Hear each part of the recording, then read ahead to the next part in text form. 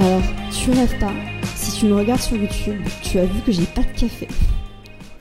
J'ai plus de café chez moi, les gars.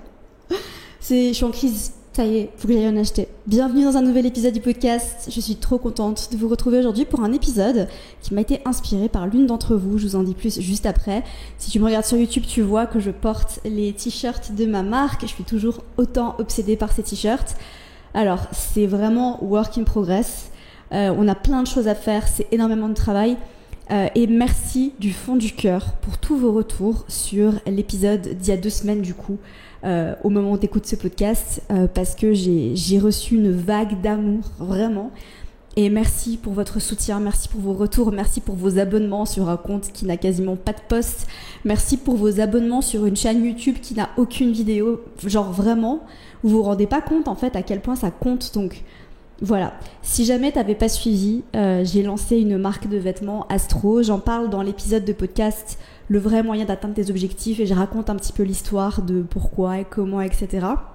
Mais j'ai pas raconté toute l'histoire, donc si vous voulez que je vous raconte toute l'histoire, laissez-moi un commentaire sur YouTube ou envoyez-moi un petit DM sur Instagram pour me dire, parce que je peux vous expliquer plus en détail le process, qu'est-ce qui s'est passé, etc.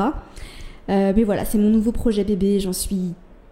Genre vraiment, j'ai pas les mots, mais c'est énormément de travail parce que gérer J'aime trop ton signe, c'est un travail à temps plein et que ça c'est un projet qui vient se mettre en plus et que du coup quand tu démarres un projet, tu dois forcément travailler plus que quand le projet est déjà en route. Et surtout que vu que c'est complètement nouveau pour moi, que j'ai jamais fait ça avant, il y a plein de choses que je dois, comme on dit en anglais, figure out, que je dois capter, tu vois, parce que il y a des choses que je dois faire et je sais pas comment les faire. Donc voilà, mais bon, bref, ça ce sera peut-être le sujet d'un autre épisode de podcast. Aujourd'hui, j'ai été inspirée, je pense que j'étais sous la douche, j'étais dans un moment détente, et je me suis dit, tiens, ça c'est un très bon épisode de podcast parce que c'est une réflexion que j'ai eu le temps de mûrir. L'une d'entre vous, ou l'un d'entre vous, je suis désolée, je ne sais plus qui c'est, vraiment, et j'ai perdu le DM, et le pire c'est que je l'ai lu mais que j'ai jamais répondu, parce qu'en fait, je l'ai ouvert et je me suis dit, waouh, c'est intéressant, faut que je prenne le temps de répondre parce que c'était un long message. Et après, je sais pas ce que j'ai fait, mais j'en ai reçu plein d'autres et du coup, ça m'arrive de temps en temps. Voilà, donc si jamais j'ai ouvert un de vos messages et j'y ai pas répondu, j'ai pas fait exprès, généralement. J'essaie vraiment de répondre à tout le monde. Donc voilà, mais cette personne me disait, coucou Amina, merci pour tes podcasts, etc. Je me faisais une réflexion par rapport justement à l'époux et à la femme dans le thème natal, donc aux personnes avec qui tu vas te marier. Et elle me disait, c'est vrai que tu parles beaucoup de Vénus et Mars, mais j'ai lu dans la littérature que effectivement Vénus et Mars c'est plutôt l'amant et l'amante, et que ce qui représenterait en réalité la personne avec qui tu vas te marier, l'époux, l'épouse, mais tu vois, aujourd'hui on parle plus tellement de mariage parce que le mariage c'est plus comme avant, ça c'est un autre sujet, qu'en fait le soleil et la lune dans le thème astral représenteraient vraiment les archétypes des personnes avec qui on va construire une relation sérieuse. Et du coup, j'ai laissé cette réflexion mûrir pendant quelques mois, parce que c'était il y a quelques mois. Je me suis renseignée de mon côté, j'ai lu pas mal là-dessus, j'ai réfléchi, j'ai analysé, j'ai observé. Et je reviens aujourd'hui avec un épisode de podcast pour te parler un petit peu de ce sujet-là. Qu'est-ce qui représente vraiment l'époux et l'épouse dans le thème astral ? Est-ce que c'est le soleil et la lune ? Est-ce que c'est Vénus et Mars ? Est-ce que c'est Junon ? Est-ce que c'est le descendant et le maître du descendant ? Parce qu'en fait, au final, là, ça commence à faire beaucoup d'infos. On va parler de tout ça aujourd'hui. Alors, je voulais faire une quickie à la base et après, je me suis dit, tu sais quoi ? J'ai vraiment envie de faire un épisode bien carré, bien structuré. Donc, je vais pas juste dire ce que je pense et parler, mais j'ai mes notes sur mon téléphone et du coup, on va attaquer ça ensemble. Alors, on va commencer par les personnes qui sont attirées par les hommes. Je ne vais pas dire les femmes parce qu'il n'y a pas que les femmes qui sont attirées par les hommes, ok ? Donc là, je parle de toutes les personnes qui sont attirées par les hommes ou par les personnes qui ont une énergie masculine plus forte, on va dire. Et quand je dis énergie masculine, je parle d'énergie yang, je ne parle pas de genre, je ne parle pas de sexe, ok ? J'ai vraiment envie d'inclure tout le monde dans mes épisodes de podcast, donc c'est pour ça que j'essaye de faire attention aux termes que j'utilise. Alors, Le soleil représenterait du coup cette énergie yang, comme je le disais, cette énergie masculine active, et c'est une force extérieure qui éclaire, qui guide, et qui symboliserait donc dans le thème des personnes qui sont attirées par ce type d'énergie-là, l'autorité. En astrologie, le soleil pourrait incarner justement la figure paternelle, donc ça c'est ce qu'on dit tout le temps, et c'est ce que moi-même je dis dans tous mes épisodes de podcast, dans toutes mes vidéos YouTube, c'est que en astrologie, dans ton thème astral, ton papa, eh bien c'est le soleil dans ton thème astral. Voilà, et on peut avoir énormément d'informations sur la figure paternelle. Donc je dis papa, figure paternelle, c'est interchangeable parce que peut-être que la figure paternelle dans ton cas c'était ta maman, ton grand frère, ton voisin, ton parrain, la personne qui t'a adopté. Tu vois ce que je veux dire? Vraiment, c'est pas forcément le père biologique, ok, mais c'est vraiment la personne qui a joué le rôle du père. Et par extension, du coup, le partenaire masculin idéal dans le thème d'une femme. Et du coup, moi j'avais envie de débattre un petit peu sur pourquoi est-ce que le soleil représenterait à la fois le père et à la fois l'époux dans le thème des personnes qui sont attirées par les hommes, oui, donc les femmes hétérosexuelles ou toutes les personnes qui sont attirées par les hommes. Le soleil, dans le thème des personnes qui sont attirées par les hommes, reflèterait les qualités qu'elle admire chez un partenaire masculin / qui exergue une énergie yang, un homme, ce qui nourrit son ambition, illumine sa vie, souvent projetée sur un époux idéal. C'est vraiment ça, le soleil, l'époux idéal. Je vais donner mon avis là-dessus juste après. L'énergie de leadership et de sécurité que la femme recherche ou que toutes les personnes qui sont attirées par les hommes recherchent. Je vais pas le dire à chaque fois, je pense que vous avez capté, ok? Donc par exemple, soleil en taureau, elle valorise la stabilité, la sensualité et un partenaire qui prend soin de ses besoins matériels. Ça veut dire quelqu'un qui va l'inviter au restaurant, qui va lui offrir des belles choses, etc. Soleil en sagittaire, elle admire un homme aventurier libre et profondément connecté à ses idéaux, à ses croyances, à la philosophie, avec qui elle peut avoir des débats et des conversations, etc. C'est des exemples très concis et très courts, mais c'est juste pour que tu captes.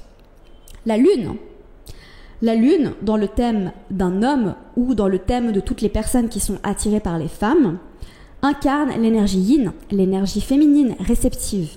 C'est la source des émotions, de la mémoire et du lien maternel. Dans le thème d'un homme ou de toutes les personnes qui sont attirées par les femmes, elle représente l'idéal féminin, la figure qui nourrit et qui apaise.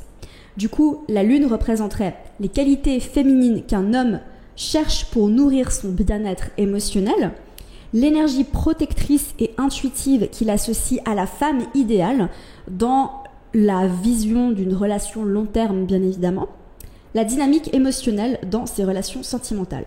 Par exemple, lune en lion, il recherche une femme fière, charismatique et généreuse, très affectueuse, qui va vraiment le mettre sur un piédestal, lui dire à quel point il est incroyable et fabuleux. Lune en cancer, il aime les femmes douces, maternelles, très connectées à leurs émotions, avec cette capacité justement d'énergie protectrice maternelle qui va s'occuper du foyer, etc. Voilà. Alors, maintenant, là où ça m'intéresse, c'est le lien avec le complexe d'Oedipe.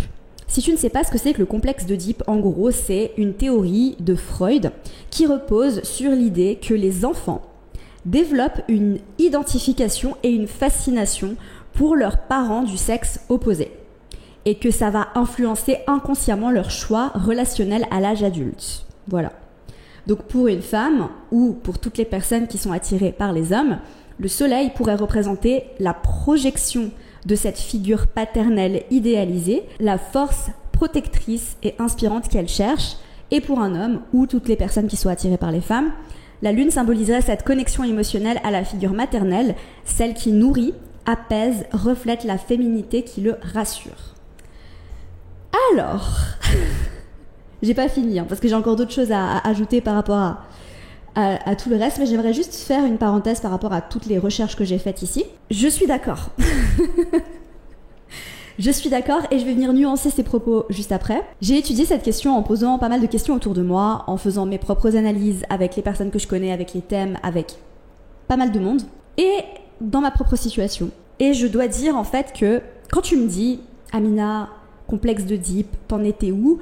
Moi, j'étais cliché du complexe d'Oedipe. Voilà, vraiment, quand j'étais petite, quand j'étais, je sais pas, j'avais 7-8 ans, J'étais persuadée que mon père, c'était le meilleur homme sur Terre et que j'allais jamais trouver un homme aussi fabuleux que mon père et que j'allais devoir me contenter d'un homme qui ne serait jamais à la hauteur parce que mon père, c'est l'homme le plus incroyable et que du coup, si j'avais eu le choix, oui, j'aurais voulu épouser mon père. Voilà. C'est une question que j'ai beaucoup travaillé, donc en fait, aujourd'hui, ça me fait rire, mais c'est vraiment ce que je pensais. D'accord? Donc j'étais complexe de Deep++, j'étais la petite fille à son papa, enfin vraiment, voilà.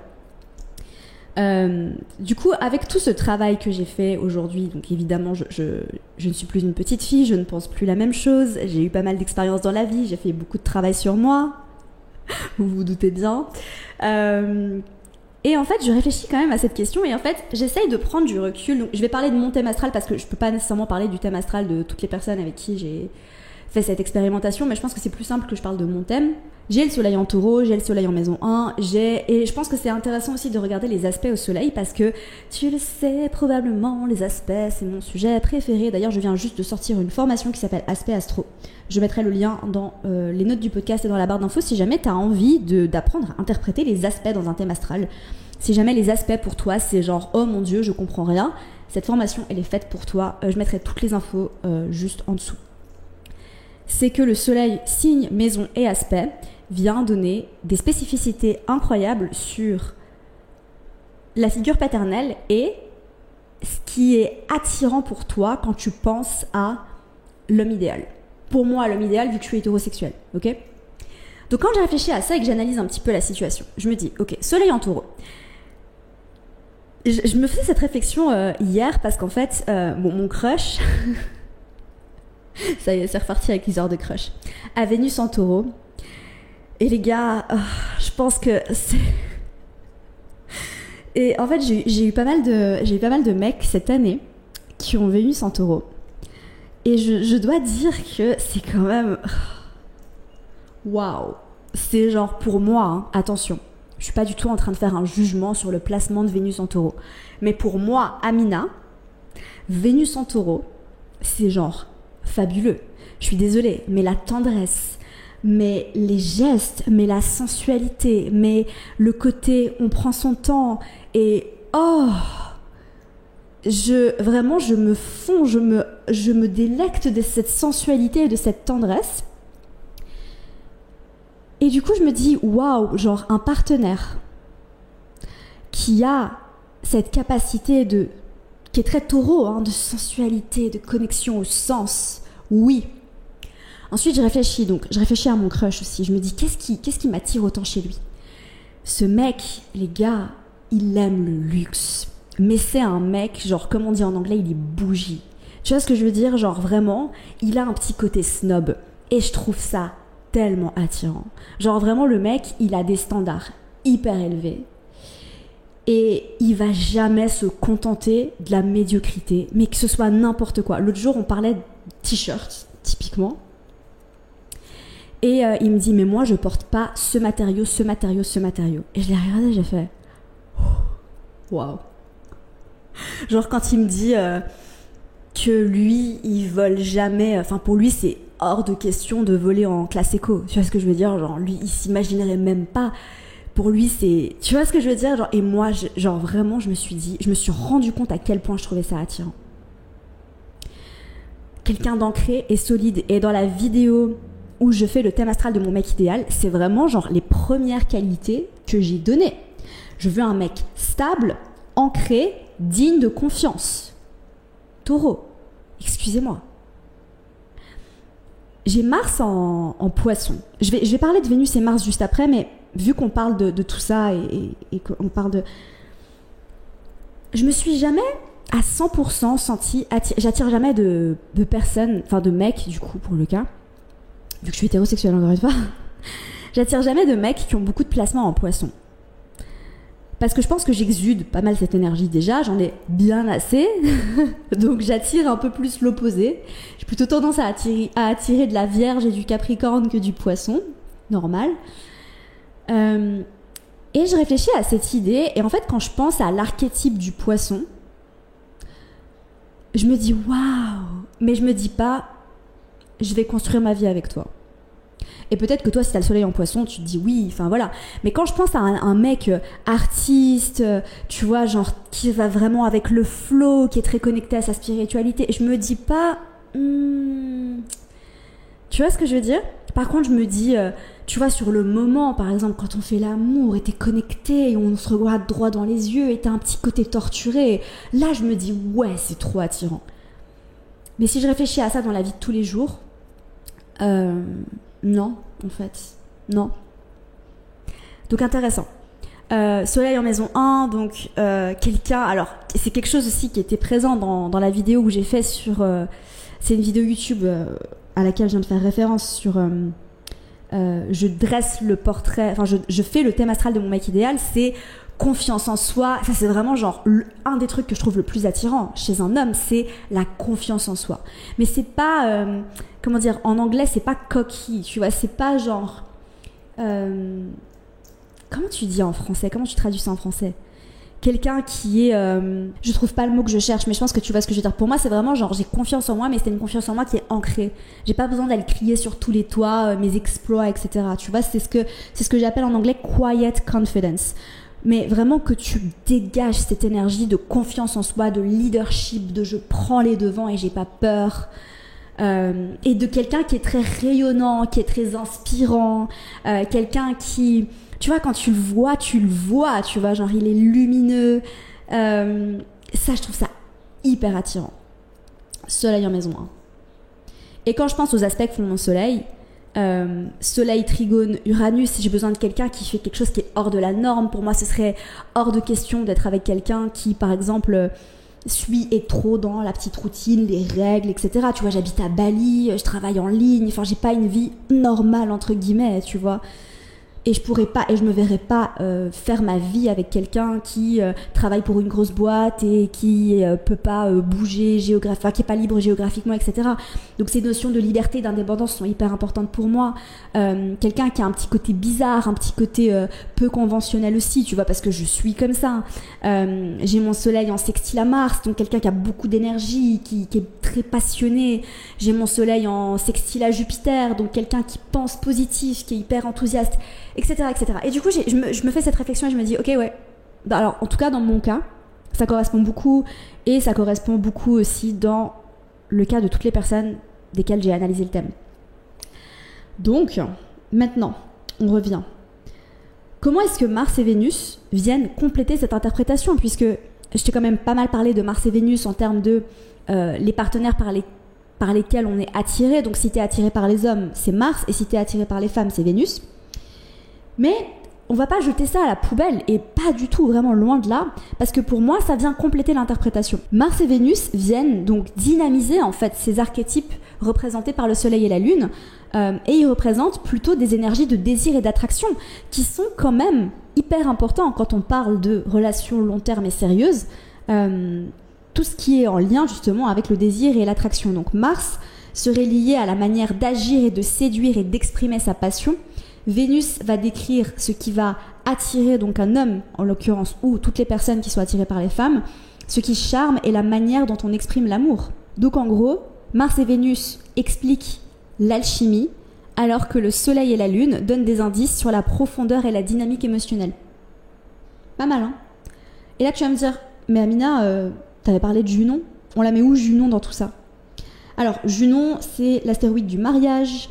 J'en ai déjà pas mal parlé dans d'autres épisodes du podcast vers les mois de juin-juillet. Je te laisserai aller regarder ça, c'est sur la chaîne de podcast et sur la chaîne YouTube. Junon, en tant qu'astéroïde du mariage, vient solidifier le pont entre les attentes conscientes du Soleil et de la Lune, donc qu'on a en fait, ce qu'on projette, et les dynamiques d'attraction de Mars et Vénus. Okay. Donc Junon va parler de ce qu'on valorise pour une union durable et équilibrée, mais pas forcément nécessairement toujours en termes d'incarnation des partenaires idéaux. Donc si le Soleil et la Lune vont montrer ce qu'on idéalise chez un partenaire, en l'occurrence tu l'as vu, hein, t'as lu l'admiration dans mes yeux quand j'ai analysé le Soleil dans mon thème astral.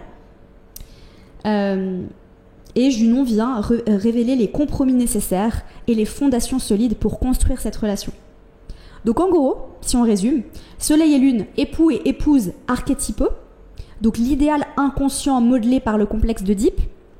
Mars et Vénus, passion et attraction, ce qui rend les relations vibrantes. Junon, l'encre du mariage, l'engagement qui tient dans le temps. Donc en gros, il faut juste faire un mix de tout ça. Et, tadam, du sucre, des épices et un tas de bonnes choses. Viens me dire si t'as la ref. Viens me dire si t'as la ref. Du sucre, des épices et un tas de bonnes choses. Si t'as pas la ref, t'es trop jeune. Si t'as la ref, viens me le dire s'il te plaît. Du sucre, des épices et un tas de bonnes choses. Soleil, Mars, Junon.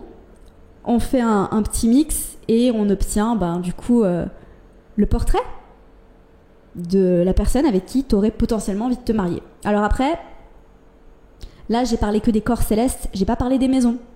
Évidemment, il y a la maison 7.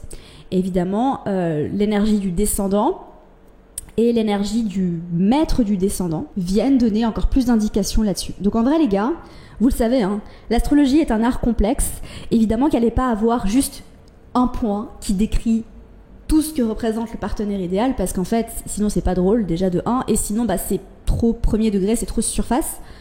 Et moi je trouve ça hyper intéressant de le faire comme ça, donc de prendre en fait cette analyse complète. Donc tu peux le faire pour toi. Si tu veux vraiment aller en profondeur, astrolove est pour toi, d'accord ? Vraiment, améliore ta vie amoureuse en utilisant ton thème astral, tout simplement. Trouve de quoi tu as besoin pour te sentir épanoui en amour.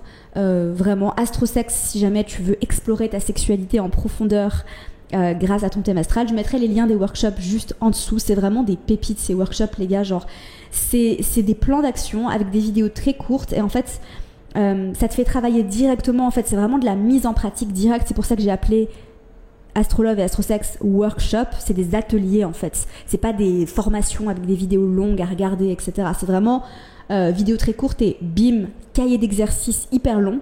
Et là en fait, tu attaques direct dans ton thème astral. Donc on fait ce mix, hein. On analyse tout ça, y compris le descendant, donc la maison 7. Et là, on obtient un petit combo assez fabuleux. Voilà, parce que j'ai quand même le descendant en balance et j'avoue, j'en ai déjà parlé, hein.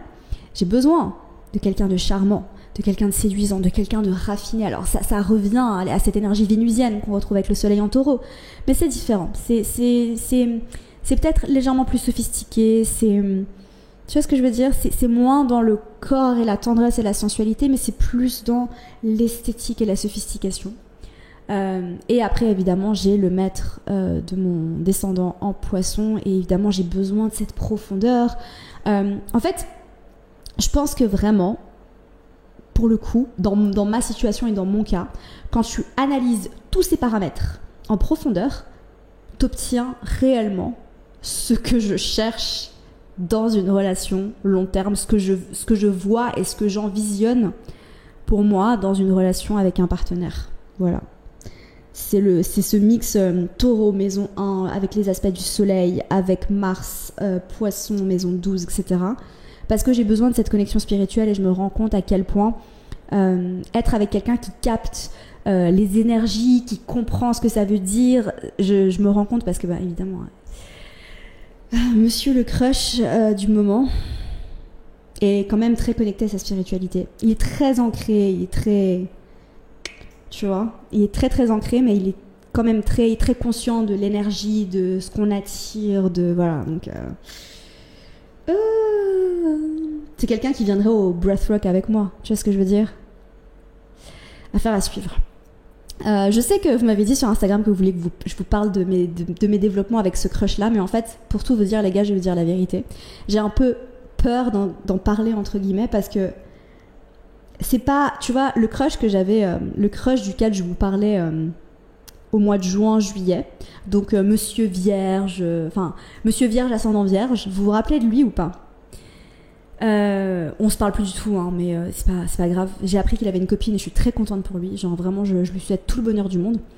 Lui, je savais, et je vous l'avais dit, hein, lui, je savais que c'était pas, que ça allait pas être sérieux. Vous voyez ce que je veux dire ? J'étais en crush total, ouais. Mais j'avais un coup de cœur. Mais je savais très bien qu'on allait pas, voilà. Alors qu'avec avec mon crush du moment là, je me dis que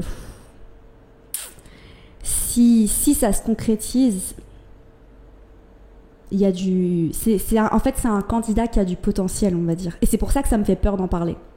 parce que c'est beaucoup plus vulnérable et qu'en fait j'ai peur de, je sais pas, j'ai peur de m'avancer, j'ai peur que ça se passe pas, je me sens plus fragile parce que c'est un de vrai coup de cœur pour le coup et que c'est quelqu'un avec qui je le connais pas encore bien, voilà, ça fait pas longtemps qu'on s'est rencontrés. Il s'est pas passé grand chose pour l'instant, mais plus j'apprends à le connaître et plus je suis attirée par lui, donc écoutez, on verra. Si ça se trouve, ça va rien donner du tout et voilà, mais en tout cas il représente beaucoup des qualités que il coche quasiment toutes les cases, c'est assez fou. Voilà, je vous laisse là-dessus. Je vous aime très fort et je vous retrouve la semaine prochaine pour un épisode. Oh les gars, la semaine prochaine c'est un épisode. C'est un sacré épisode. On va faire le récap astro de l'année 2024. Donc j'avais fait il y a presque un an, du coup au mois de janvier, l'épisode l'astro de 2024 où je parlais de ce qu'allait se passer niveau astro, niveau énergie du moment, voilà, pour l'année 2024. Et du coup je pense que là, vu qu'on est au mois de décembre, c'est le moment de faire le bilan. Qu'est-ce qui s'est vraiment passé ? Est-ce que ce que j'ai dit s'est passé ou pas ? Comment est-ce qu'on l'a vécu ? Donc la semaine prochaine, on va faire le récap de l'astro de 2024. C'est hyper excitant et j'ai hâte de préparer l'épisode. Viens me dire sur Instagram ce que tu penses de cet épisode-là. Est-ce que tu as analysé le soleil ou la lune dans ton thème astral ? Et est-ce que ça t'a parlé en termes de partenaire idéal ? Genre, je suis vraiment hyper curieuse. Viens me le dire. Et puis, n'oublie pas de t'abonner à la chaîne YouTube. N'oublie pas de t'abonner au podcast si tu veux pas rater les prochains épisodes. Voilà, moi je vous laisse. Je vous souhaite de passer une merveilleuse journée. Prenez soin de vous et à la semaine prochaine. Bye.